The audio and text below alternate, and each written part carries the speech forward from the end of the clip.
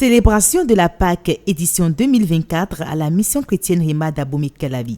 Sur inspiration du Saint-Esprit, le révérend apôtre William Souinsou a organisé 7 jours de jeûne et prière du 25 au 31 mars 2024.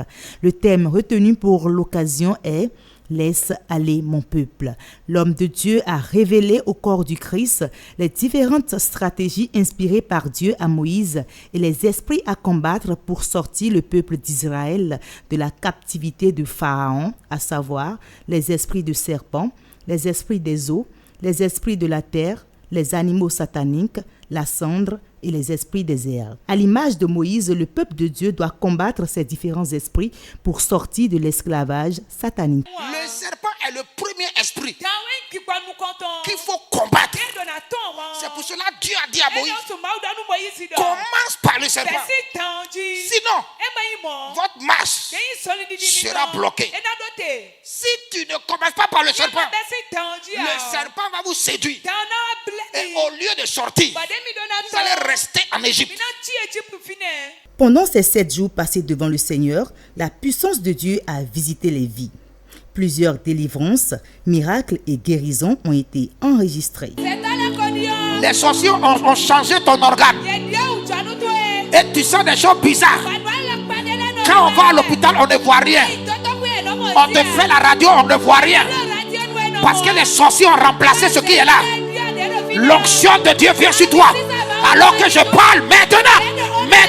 Désormais libres et délivrés des liens de l'esclavage satanique, les fidèles ont été aussi aguerris pour combattre les œuvres des ténèbres. Ils expriment ici leur gratitude envers le Seigneur. Je voudrais rendre grâce à Dieu pour ce merveilleux programme qu'il a vraiment institué à son serviteur, l'apôtre William Souinsou. Mes impressions ne pourront qu'être bonnes. Des mystères de l'Évangile nous ont été prêchés durant toute la semaine et des choses cachées ont été révélées.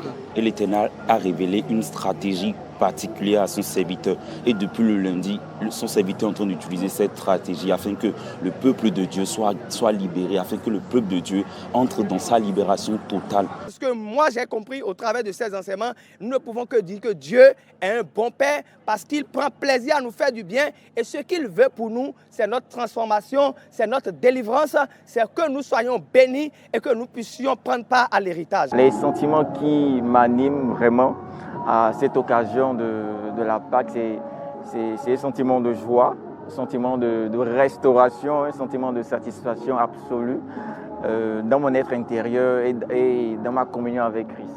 Je suis contente d'avoir participé à ce programme et je bénis vraiment le Seigneur pour la vie de son serviteur qui a su écouter la voix de Dieu. Ce n'est que des sentiments de joie, de savoir que désormais, par la Pâque, je suis totalement délivré. Et nous avons pendant 7 jours jeûné et prié, mais surtout prié sur les différents aspects, les choses que nous ignorons, que nous traînons dans nos vies.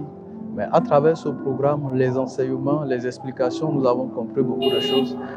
Autre élément qui m'a aidé lors des explications, pour que Moïse puisse rentrer dans le combat, c'est que Dieu a fait de Moïse Dieu.